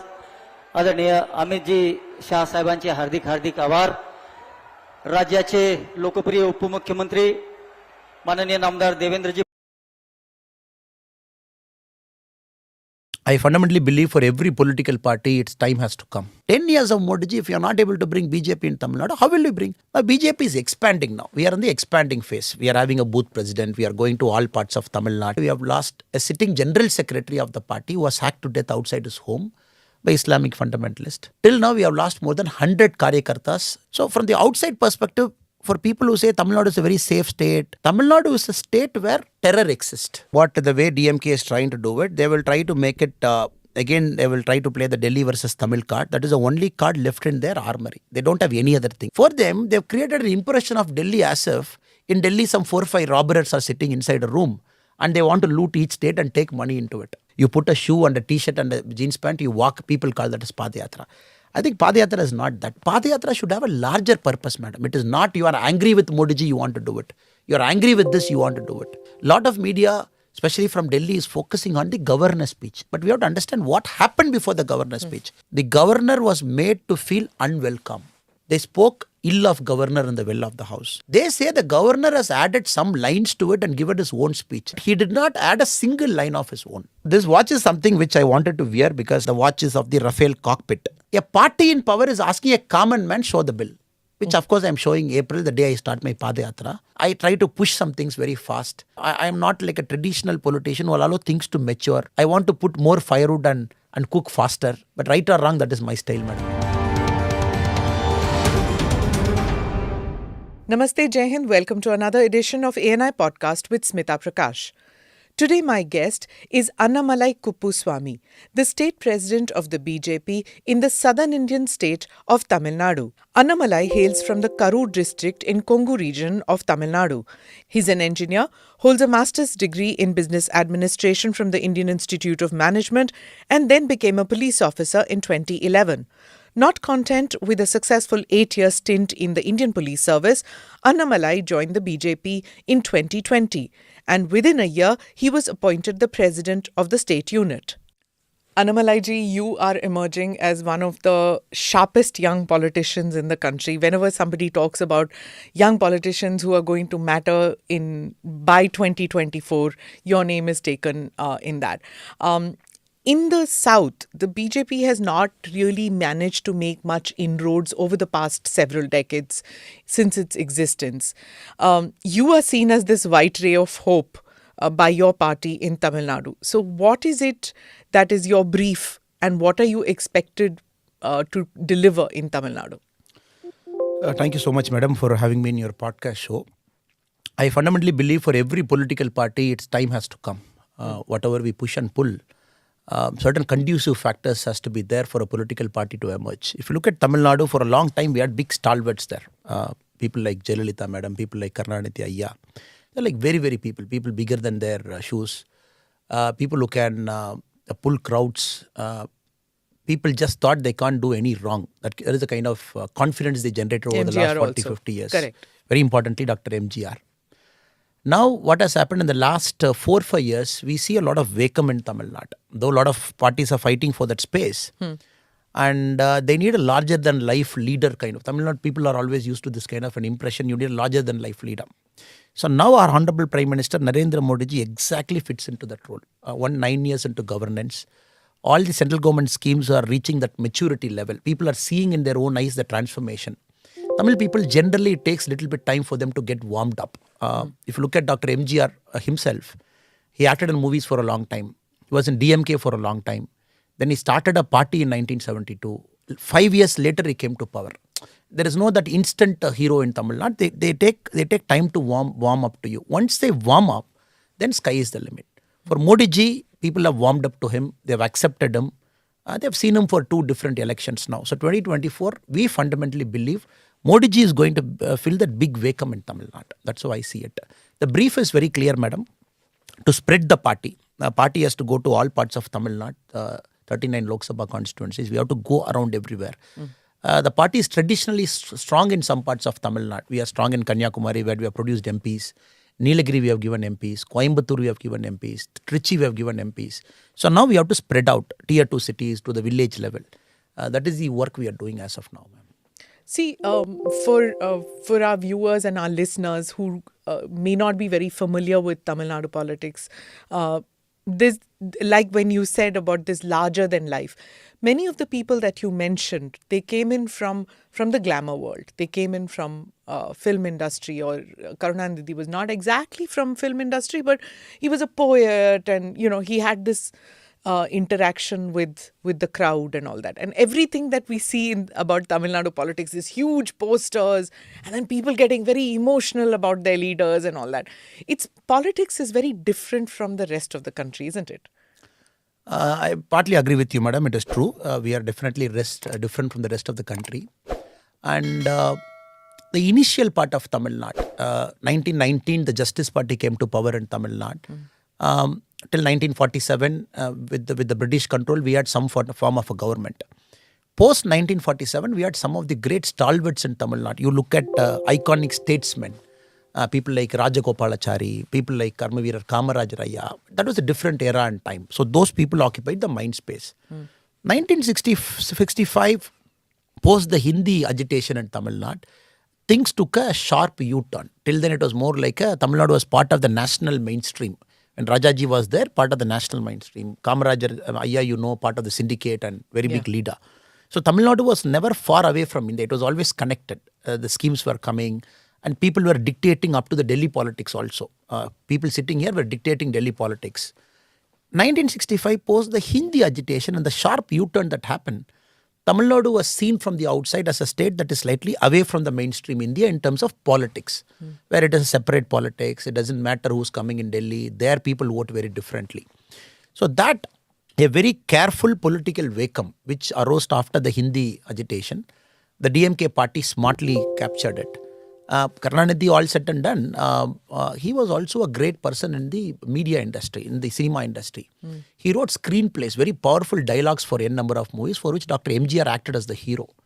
And the connection for them, they all came together. Annadurai, who was the first Chief Minister of Tamil Nadu, the Dravidian Chief Minister in 1967, he was also very popular writer and a speaker. So from then onwards, it is one after the other. It is Karunanidhi, then Dr. MGR, then Jayalalitha. It is like that, it is going. But we all have to understand, madam, when larger than life leaders, the shelf life, once it is over, it's a matter of time. For them, the parties go through some sort of a struggle because the next leader can't match up to their standard. And nobody could match up to Kalangar's standard. Nobody could match up to Dr. MGR's standard. But Jayalalitha madam came up because she was also came up the hard way. Now in the current field, I don't see any larger than life leader in Tamil Nadu who will occupy that mind space, and people simply will blindly trust them. He cannot do any wrong. That is the kind of image people had for them. So in this space, the politics is going to be very, very different, ma'am. Not the old style of politics now.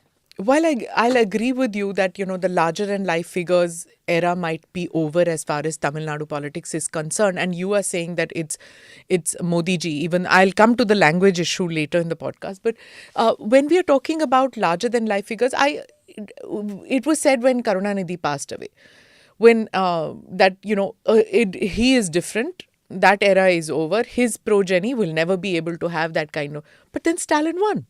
And he's there. And he didn't have that kind of an image. He didn't have that kind of a fan following. But he won. How come he managed to capture that? Tamil Nadu, generally when parties come to power, ma'am, you see a sweep. Lok Sabha elections also, you see one-sided sweep that normally happens in Tamil Nadu.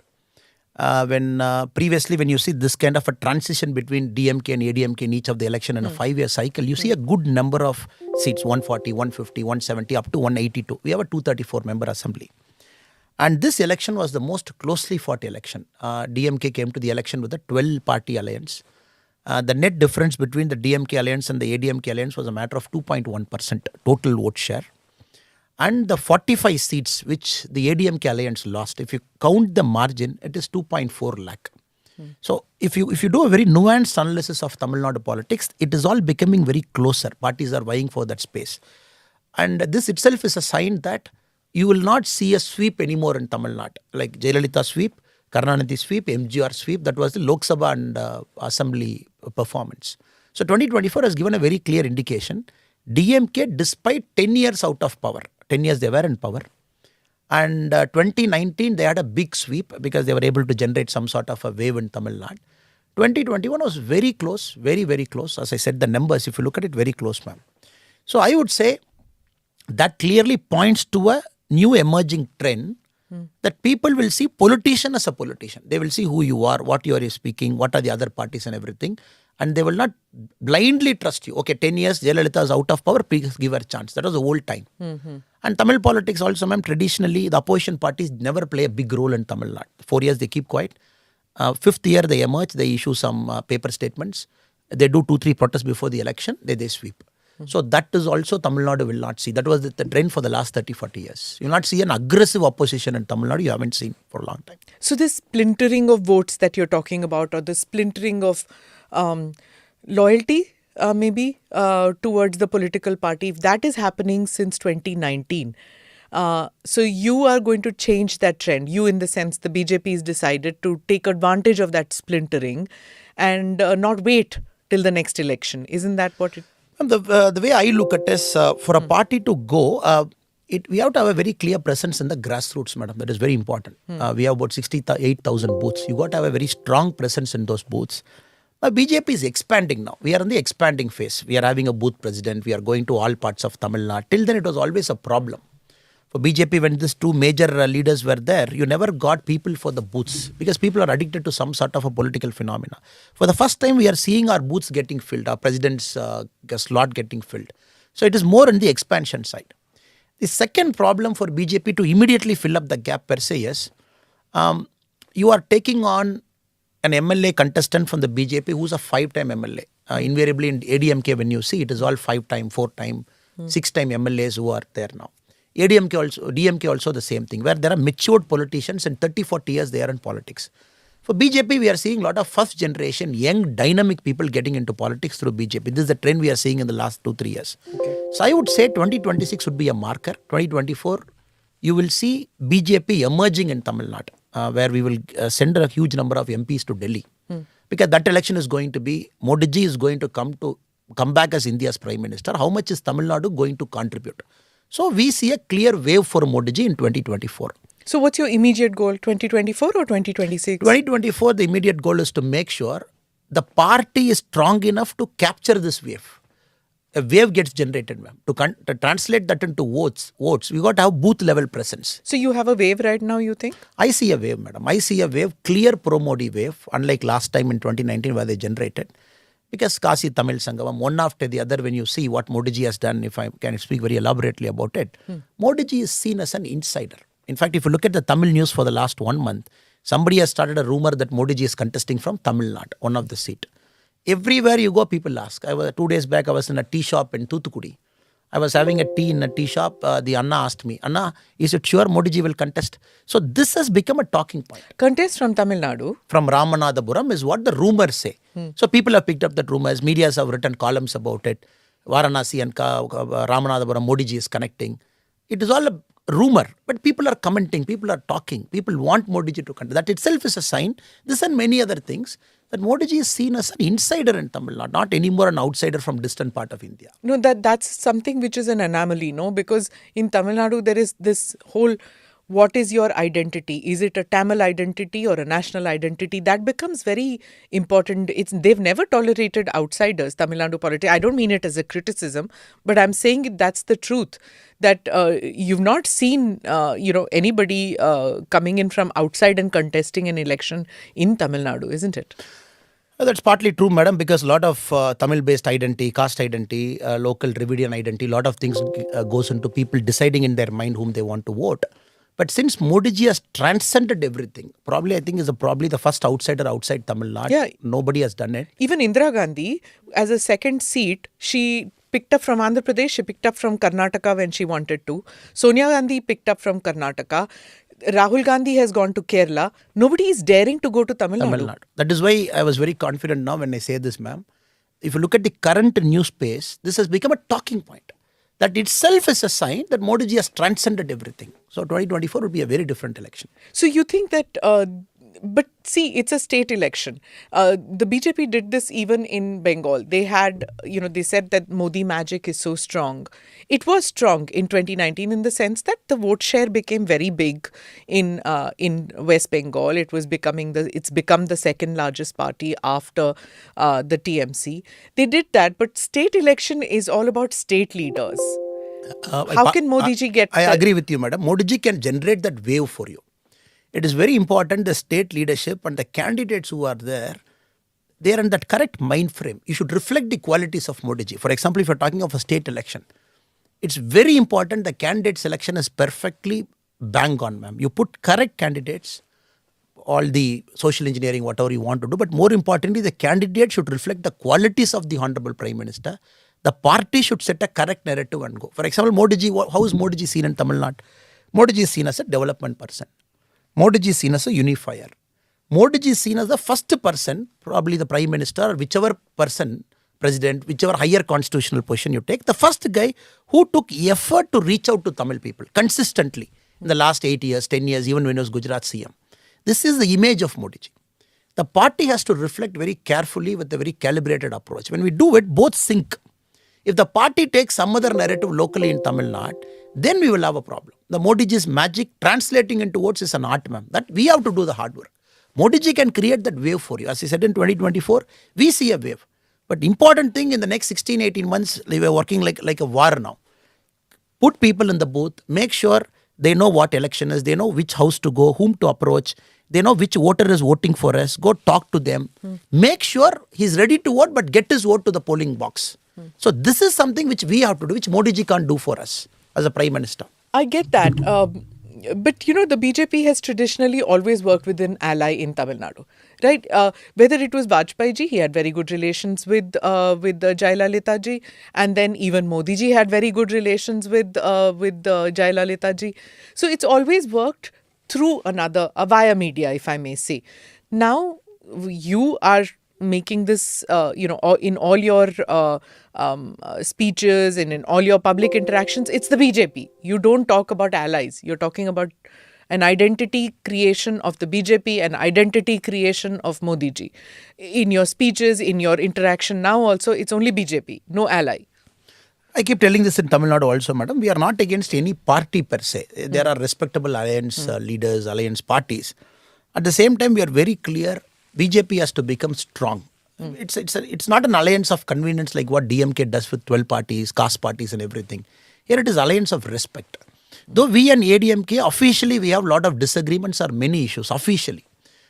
Language issue, we want a 3-language formula to be taken up. They want a 2-language formula. They oppose the new education policy. We want the new education policy to come. So a lot of policy issues as a party we differ. But since it is based on a certain principle, we align together. ADMK also respects it. So I keep telling this, BJP has to have an identity of its own in Tamil Nadu. This is the time when Modi ji's image is all-time high. When we go to rural area, it is no more a house, it is Modi house. It is no more a money, it is Modi Panam. People have already started talking. As a politician, as a BJP Karyakarta, my job is to connect it properly, to translate that into votes. So once we do that, the alliance parties will also start respecting us. It is not that they don't respect us. But we believe even when we sit in an alliance, we should sit with strength. That is our belief. You sit with respect, sit with strength, so that you do politics there. Not because they wanted to give you some seats, 5 seats or 7 seats or whatever it is. You contest on their back. This is something we want to change the public impression also. Public have somehow got this impression in their head that this alliance, this party is very strong, this party is not very strong. We want to break that. That is why in the recent local body polls, we contested alone. We want to put the party under stress test. We want to see where this party is going. Can we put 13,000 candidates? Do you have the ability to put 13,000 candidates? First time after many, many years, our Karyakartas were doing their booth work full time. Because normally when you have an alliance in Lok Sabha and Assembly, the bulk of the election load is taken by the alliance parties because they have an established structure. So BJP never had the opportunity to learn politics at the ground level. This local body elections was a great opportunity where our people did politics. They know, first time they went to the ground level, they had a notebook, they know which house to survey, whom to talk. Then they came back and said, oh, Modi ji's image is great, great, great. I've been telling this for a long time. His image is fantastic in Tamil Nadu. Only thing is we have to do that connection and make sure that translates into votes. We're always told that language is a big issue in Tamil Nadu. Language identity is very big, which is true. Tamil language evokes very, very strong sentiments. And this has been the case for decades. Why is it that doesn't work when it comes to Modi ji? He speaks in Hindi. He doesn't speak in Tamil. Why is it that you think that there is a connect that the people have with Mr. Modi in spite of language being an issue? Or language not the same, not an issue. But there are 2 things to it, ma'am. It could also be seen as, if you take 2019 as a barometer, 2019 Lok Sabha as a barometer, 2014 when Modi ji contested for the first time for the Prime Minister post, Tamil Nadu BJP stood alone. We formed an alliance of our own.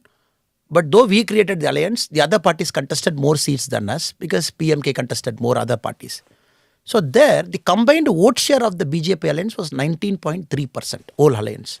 That was a historic number for us, where we were able to win 1 seat on our own in Kanyakumari also.